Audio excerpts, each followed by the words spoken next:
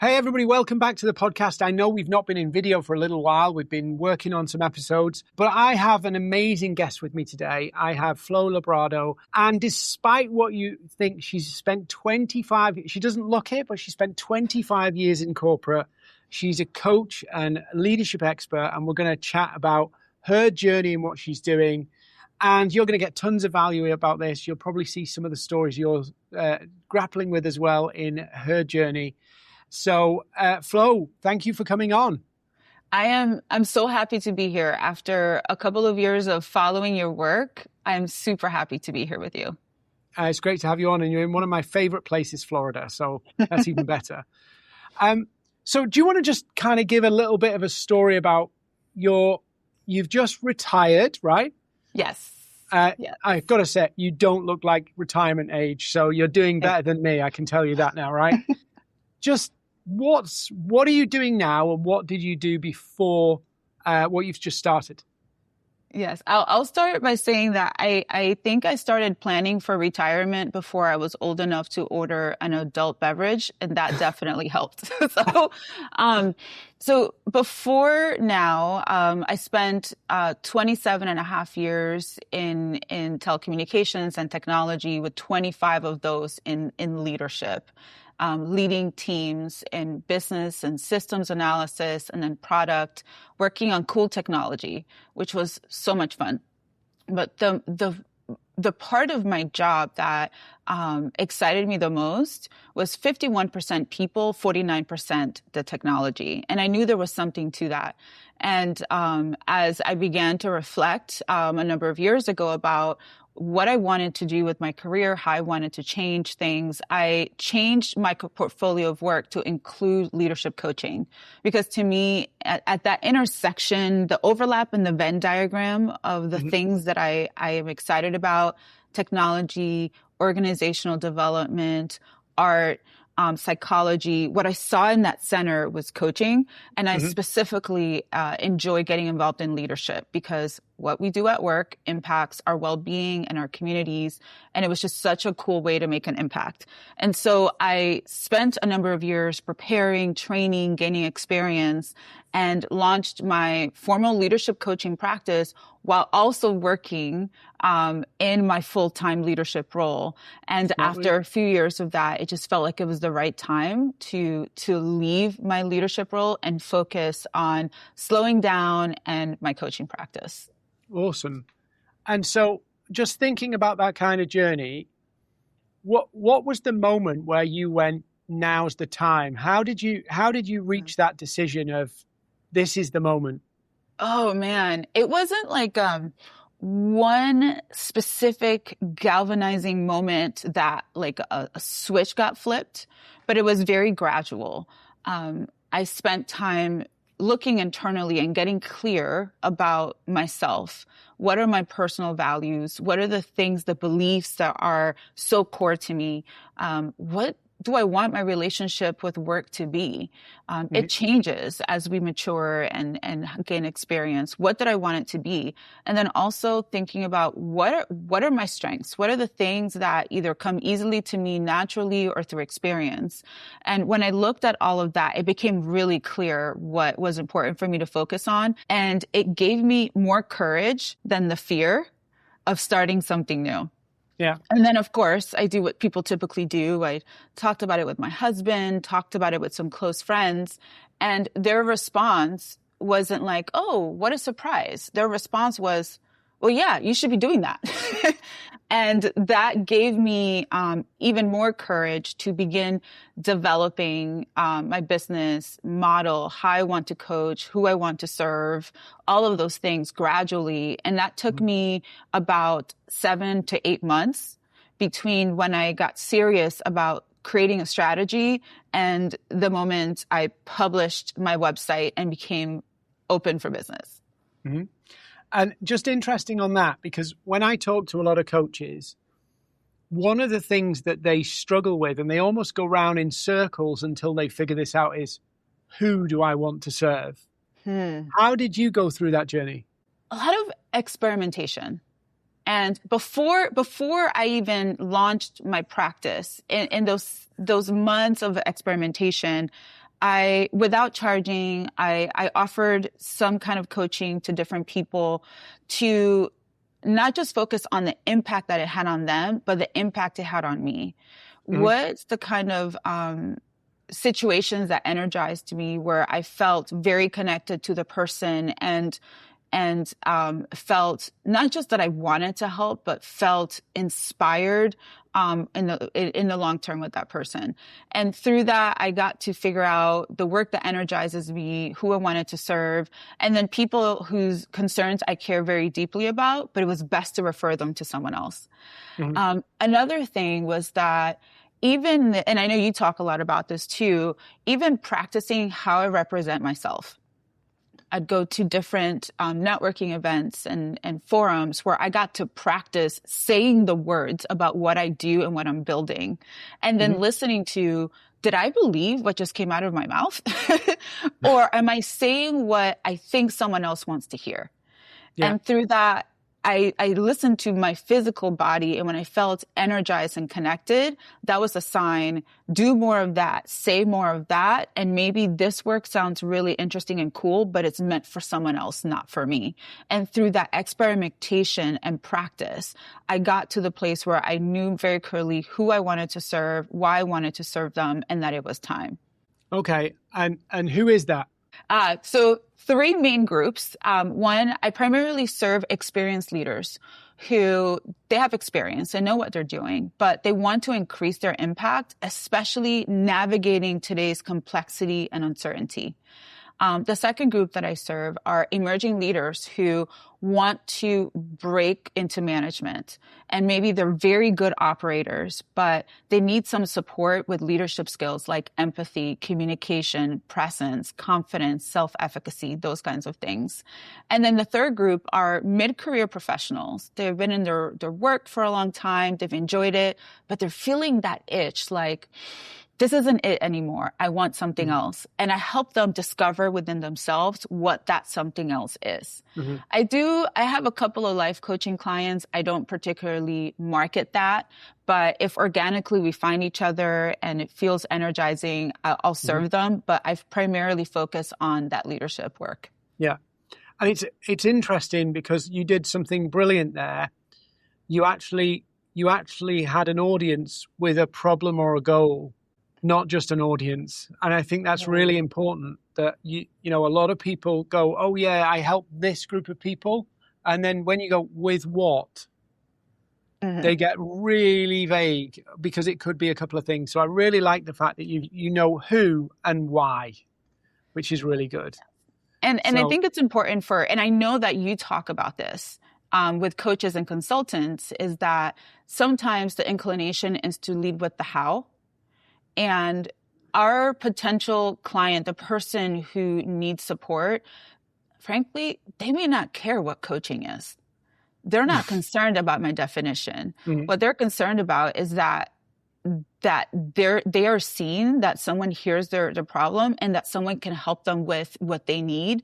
They're not worried about what my definition of consulting or coaching may be. What they care about is, do you understand me, and what are you going to do with me? How are you going to help me? Not necessarily the mechanics.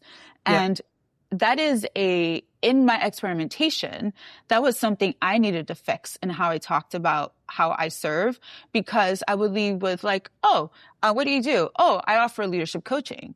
You're like, what is that? If someone has never had experience with coaching, they don't know what that means. But to say like, hey, I help leaders in these situations achieve these kinds of outcomes, that resonates versus, you know, when I take my car to the mechanic, I don't understand engines. I don't. I just need to know that I can make my appointments and they're going to help me and they're going to change my oil and I can pick up my car on time. I don't need to know the details of how to change the oil because that's what I paid them to worry about. Yeah. And you're bang on the money there. And it's funny, I got in trouble in a forum recently because I said, it was a coaches forum, and I said, you need to show people where their life will be from working with you. And somebody came back to me and said, we don't help people, they help themselves. So I replied with, well, why do they need you then? And they were translating the coaching model of, guiding and asking questions and helping other people think through what they want. It was almost like self-guided self-discovery in some senses. They were translating that into the business model, which the business model is, no, people buy coaching because they want to get somewhere. And I think that is still a big blocker for a lot of people. Now, let me ask you this, what were some of the things that you found difficult? Because if you've worked for another organization and you're stood behind their brand and it's, a big company and a big logo and a big team and you're a representative of that team, how did you get comfortable with now you're saying what you're good at and maybe put it in a public forum because you post regularly? How did you get over that kind of, does this feel too self-promotional? Oh, that is a juicy question. And that's something that I wrestled with. I've been active on LinkedIn for many years for different reasons. I've been active on Instagram for many years, but for different reasons. But this was very different because it meant a shift from making my professional identity known in the context of an organization versus making my professional identity my own. And that is rooted in flipping things. Many years ago, I worked really hard. I did all the things I was supposed to do, and work was my purpose. And through a bunch of life experience and self-inquiry, I flipped that. I got really clear about my purpose. And then work became an expression of my purpose, along with every other area of my life. So what that means is that I get to own my identity professionally, personally, in every aspect of life. And it gives me the flexibility to write content, to present myself in different ways, both supporting an organization where I spent almost 3 decades and also supporting my own business and my own projects. And that mindset shift of taking ownership of my professional identity, or brand, I guess is the word that may be more popularly used, gave me that flexibility to create content very differently. Now, there's a practical concern to be very careful. For example, I always made sure that I didn't create a conflict of interest. I wanted to always make sure that I was supporting every expression of my work and not in any way speaking negatively about one over the other, anything like that. That said, once I did step out of my leadership role, it did give me a certain freedom to write about some topics in ways that I couldn't before. So I didn't have to thread that needle as carefully. But it is very possible, because this is part of the issue. And I write about this, that sometimes an individual can get so interconnected with an organization that the organization's identity becomes their identity. Well, what happens when the organization changes? Is your identity supposed to shift as well? On the flip side, if you own your identity, your own brand, and you control it, you can both support your place of work and support your personal projects, your business, whatever it is that you care about, and write with integrity to honor all of those things. Because the golden thread is whatever your purpose is and what you're about, independent of an organization. And how did you feel about those? Maybe not now, because you've been doing this a while, but when you first started to go and share your opinions and your experiences as a coach, how did you settle in yourself with that? I mean, maybe it's a little bit different, but maybe it's not. But British people generally are a tough crowd to actually get them to do any form of kind of anything that looks like self-promotion. They run a mile from.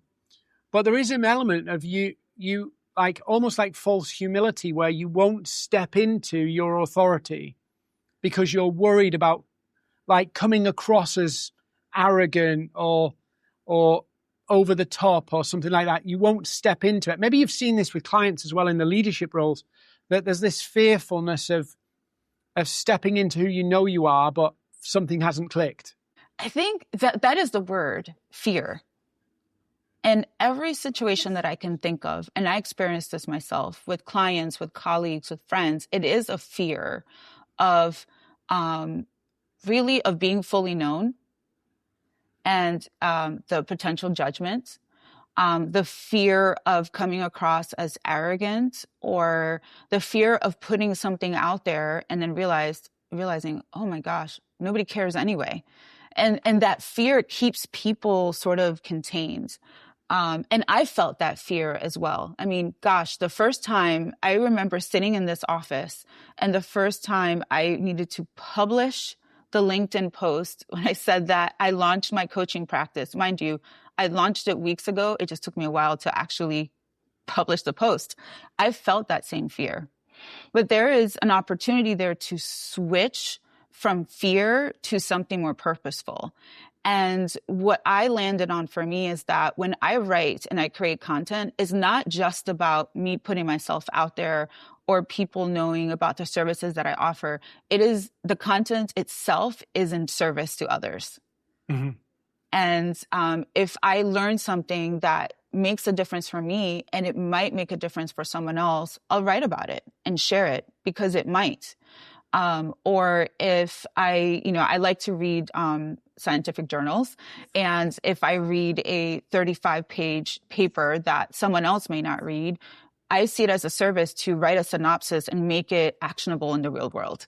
And when I look at it as a service, it's less about me and more about putting something out there in the world. That also happens to let people know about what I do and how I can help them in other ways. And we might land in a conversation or a DM or whatever, but making it less about just promoting myself, but a service to others, for me, changes everything. Yeah. Yeah. I think somebody said this to me, and it was actually a guru who said it to me, and they were saying it to me to try and sell me something, but there is some truth into it. If you believe that you can actually help people, and you really think you've got something that can help people, you should not hide it. Mm. And it's like, well, if I am hiding it, it means I don't believe it. And I think that is you probably need a coach to deal with that, because that is an issue. And what happens, I've seen, is people who haven't really understood their own value will basically hesitate at the point where they should do something. So I see this weirdly, sometimes people say, oh, you just help people get leads. No, I have to deal with half the things that probably you deal with, just from a different angle. Like subject matter expert, 25 years or whatever in corporate. And I go, share your opinion on why this matters. Well, yeah, but what if the 25 years you've got doesn't mean anything? Mm. And there is this weird thing where there's something and there's something that's not quite landed into your, as you put it, your identity yet. That is, and you're touching on something that I talk a lot about, because I see it in my clients and I see it in friends and colleagues. And that is the difference between confidence and self-efficacy. Confidence is, I've been successful doing ABC, so I know that I can succeed doing ABC. Self-efficacy is different. It's saying, I've been successful doing ABC, and I can rely on my resources and energy and my ability to learn to be successful in XYZ, or at least to try. And I think what happens often is that we contextualize our confidence, our ability to succeed, the fact that we matter in an organization, and have a hard time seeing outside of the boundaries of an organization how we can be of service or helpful or lead and succeed in a completely different context without that organization. And it is a mindset adjustment from thinking, I have something that is of value in this context, to I have something that is of value that can serve in many different contexts. And that's the difference between a confidence grounded in another organization and then confidence grounded in my own experience, and knowing that I can be successful and effective in other places because I hold that experience and thought leadership myself. And that switch, that mindset, that perspective change is something that I have worked on with clients. And I see you do it as well too. Like I looked, I want to say that you published it yesterday or the day before, where you talked about people aren't going to find you if they don't know what you do. And getting out from behind of, I really know my stuff and I'm afraid people won't receive it well, and taking a chance and saying like, hey, I can communicate what I offer and I do this with an attitude of service to help other people, takes the focus a little bit off of self and more to thought leadership and skills and expertise that can be of service to someone else. And that might take the edge off a little bit of that fear and also help us to break out of the limitation of one organization or one context to define the value that we can offer.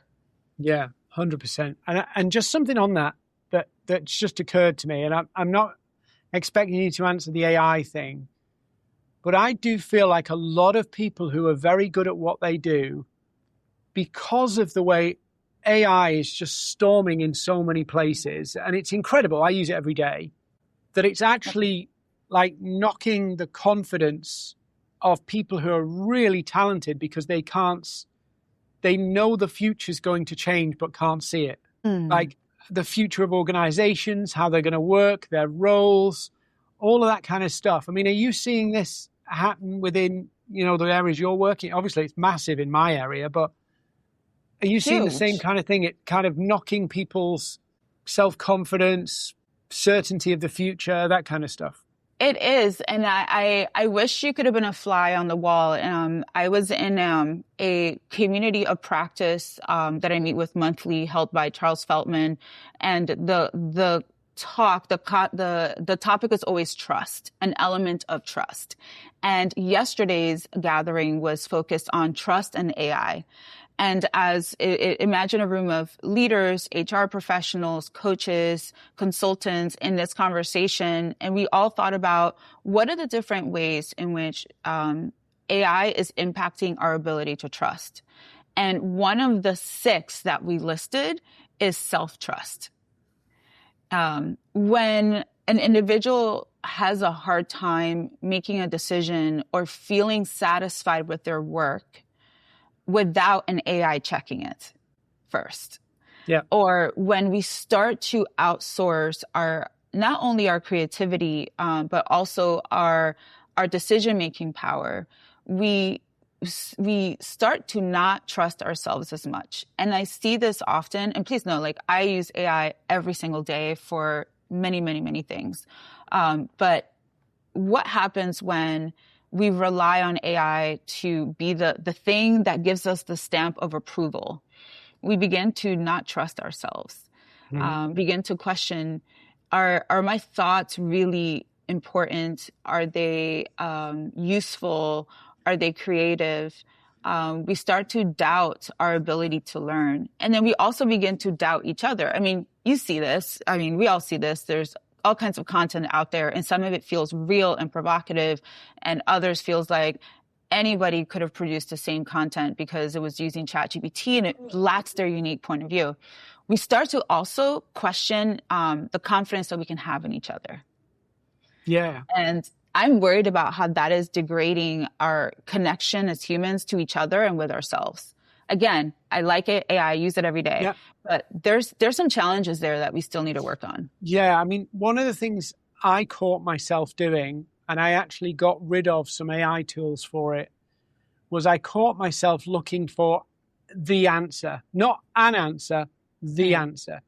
Because when you push on AI, it will tell you there's another better way, there's another better way, there's another better. There's never actually, this is good to go.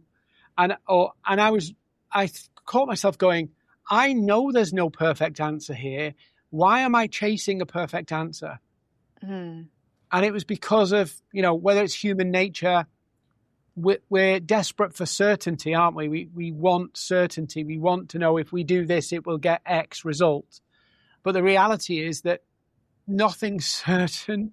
But as soon as change and disruption comes in, we thirst for certainty. And I think that's what AI is doing to us as well, making us thirst for certainty. But I'd be interested to know, given I don't know how my business will evolve over the next 5 years. And in some ways, it feels a little bit like, do you remember when COVID happened and everything started to shut down? And it's like, what happens now? And all of that kind of uncertainty, but we somehow adapt, but along the way. We figure it out, right? Like going back to COVID, everyone had this is what 2020 is going to be like. I remember January of 2020 planning a girls' trip to Mexico that August. Of course, never happened, right? And yet we sort of figured it out. And we not only made do, but even in a really difficult time, people found moments of joy and happiness and humanity. And I believe that will happen with AI as well. But it is challenging us to think differently, where maybe planning 5 years ahead doesn't make sense anymore. Maybe it's not even 2 years. Maybe, I make a balanced scorecard is the main management tool that I use for my business.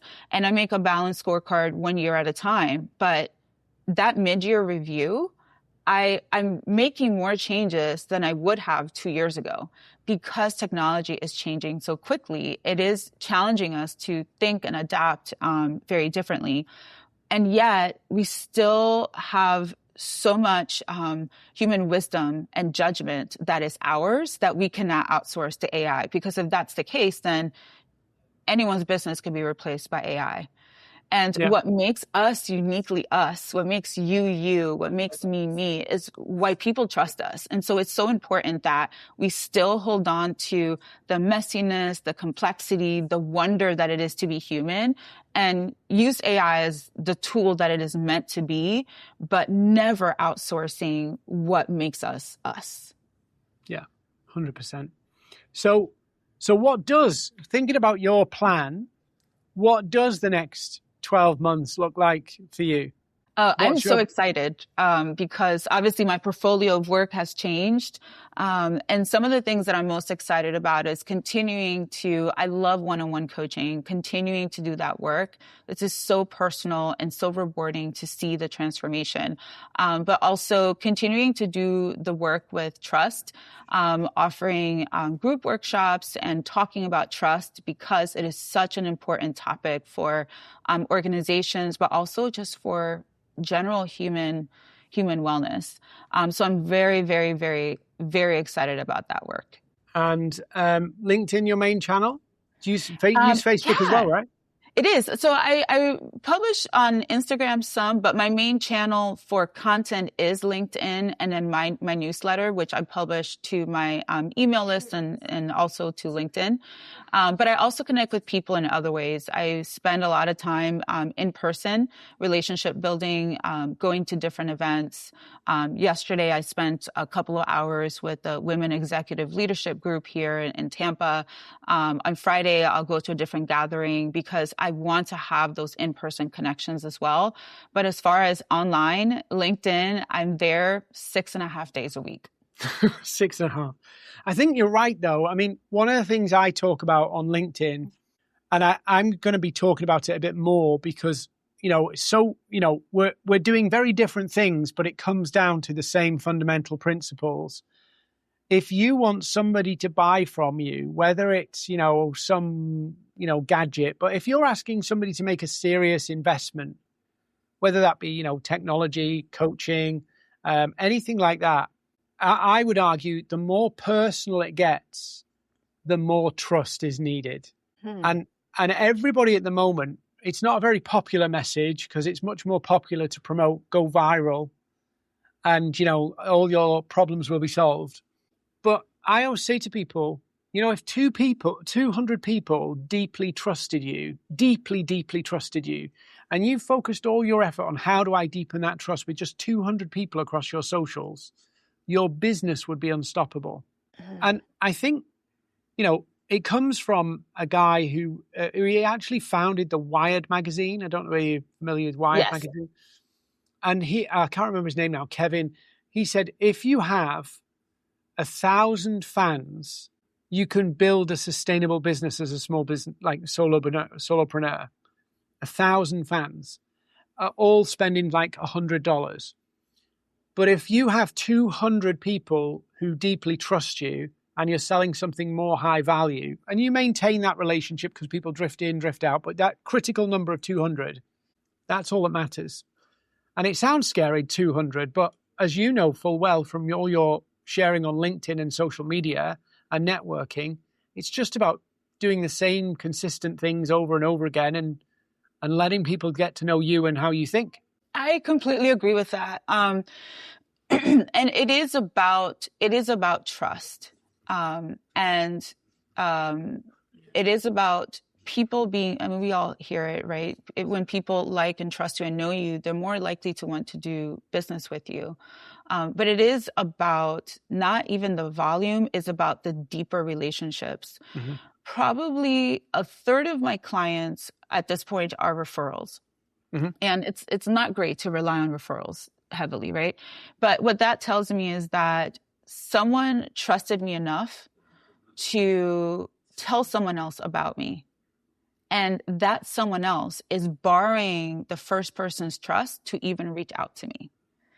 And that's really important, right? That's a bridge for me to build trust with them and them with me. But what happens with the hundreds or maybe thousands of people that I don't get to meet in person every single day or every year? It is so important that what we put out there is consistent. That when someone visits my LinkedIn profile, or maybe they see a post that I wrote, and they go to my website or happen to pull up my Instagram, that they're hearing something consistent. Because if not, if there's doubt, if there's question, it is much harder to rebuild that trust than earning it and then keeping it consistently. And it is, and I learned this from you quite a while ago, just making sure that even the images are consistent so that people can trust and recognize and feel like this input is consistent, it is safe to trust, versus sowing doubt that makes it harder. And if we can earn the trust of a small number of people who will take the time to get on a call and invest in themselves with us versus aiming for, hundreds of thousands of people who don't trust us and will just continue to scroll, we'll get so much farther. Yeah, you're off to a good start as well, because your referrals are only 30%, which means you've got a mix, which is good. Having that mix, because obviously, a lot of a lot of people in your situation would come out of corporate and they'll have developed a huge network over years. And why would you not use that network you've built up? Why would you not? Yeah. The issue is, I'm really happy with what you've done and what you've said here. I don't know whether you've researched and said this beforehand, practiced this beforehand, but you did a good job either way. I think what you've done that's really good, smart here, is thought through before you put everything in. How does this work as a business? Who am I going to serve? Who do I want to serve? You've tested all of that out so that you don't go into, because I think it's really hard to decide who that audience is when you're live. Do you know, I'm open, the shop's open, because your network will be so diverse from all the different people you've worked with. And if you're open for business, you want to take some clients on. And then you end up, well, I got this client and I got this client and I got this client. And you never really learn downside of referrals. You never really learn why people are coming to you, because trust is being extended. So a bit like those messages that really resonate when people tell you things in coaching and you go, yeah, that's it. You never really figure those bits out of what to say in public that draws the people you want. And the word that you use, a word that I think is so important that you use, is learn. And in the same way that it's important to research and experiment and prepare before going live, I think it's important to continue that research and experimentation and learning, because people's needs change. Technology is changing.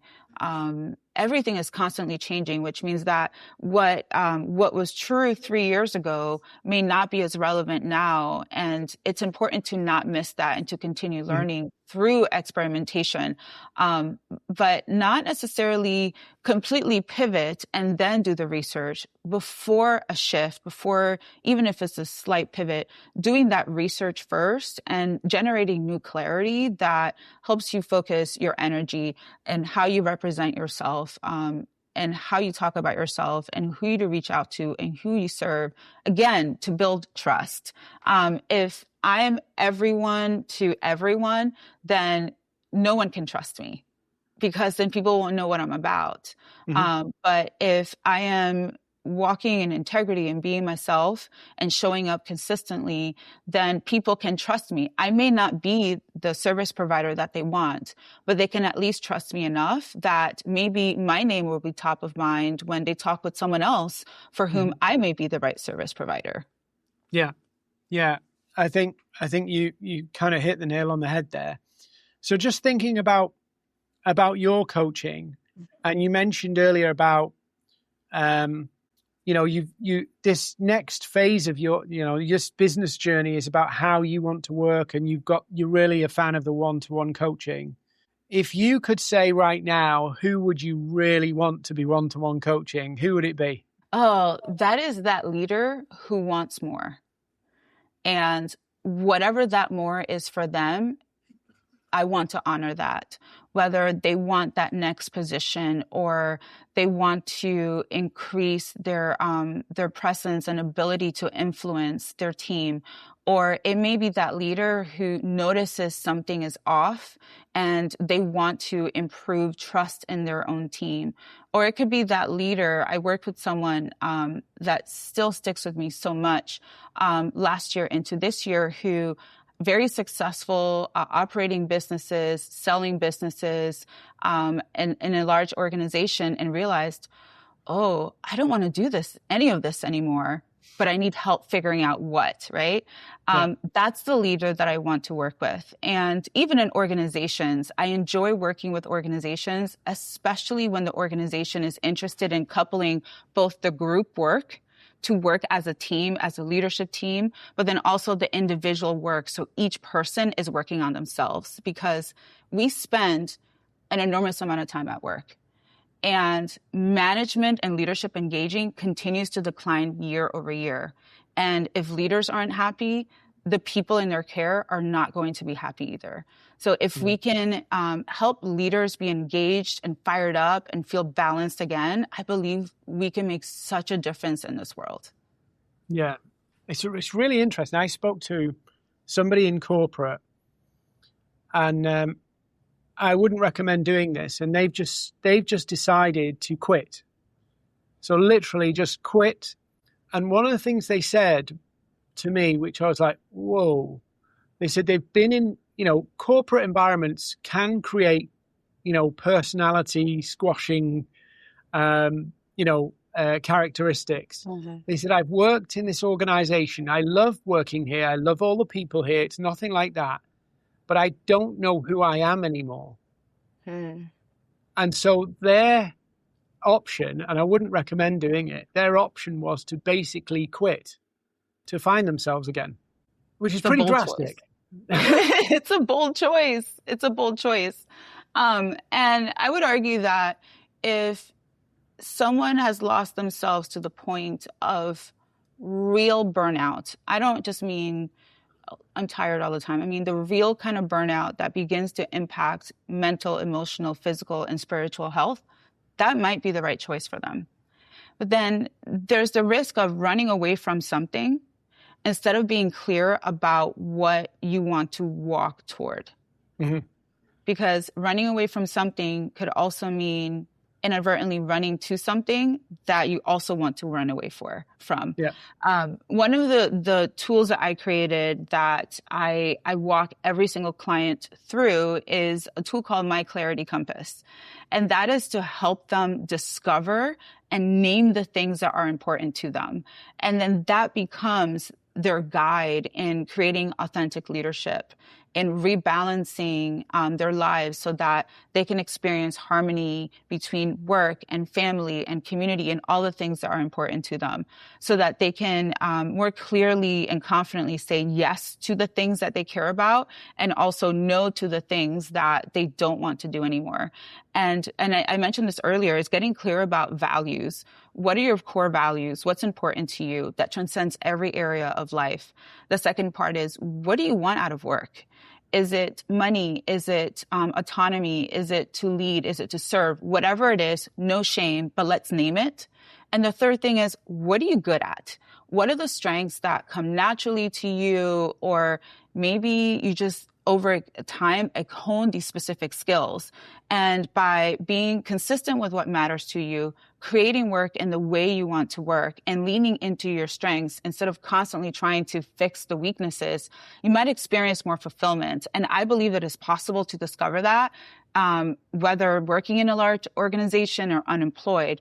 That way, the next move that you make is consistent with what you want instead of just totally running away. Yeah. Okay. So we've got a little bit of time left. I just want to ask you one question, and it might be a long or tricky question, but just giving people something to think about. Let's say, for an example, they've been like that person, in corporate for a long time, working, like crazy. And they're like, how do I know what my values are? What's one thing you could say that would help people figure out what their real values are? One of my favorite exercises is to think of a peak moment, and I credit Coactive coaching model for this. Think about a time in your life when everything was right. Not necessarily a flashy moment or just a moment. It could be simple and ordinary, but everything felt right in your world. Think about the things that were important in that moment. And that gives you a clue about your values and the things that you care about. Okay, that's cool. I'm going to try that later. I'm going to try it. Flo, this has been awesome. I want to kind of direct people to come and find out about you. Where's the best place? Your LinkedIn and your website? Yes. So on LinkedIn, again, I'm there 6.5 days a week, Flo LaBrado, and my website is oliveandgraceleadership.com. Awesome. I'll put the links to those in the descriptions as well, so people can find you online. Flo, this has been awesome. I'm looking forward to getting out to Tampa in a few weeks. So we're going to try and have coffee while I'm there. So that'd be cool. And this has been fantastic. Your stories, so much there. I'm gonna kind of do that values exercise when we wrap up. So this has been brilliant. Thank you for coming on. Thank you. And thank you for doing what you do, educating all of us. Thank you.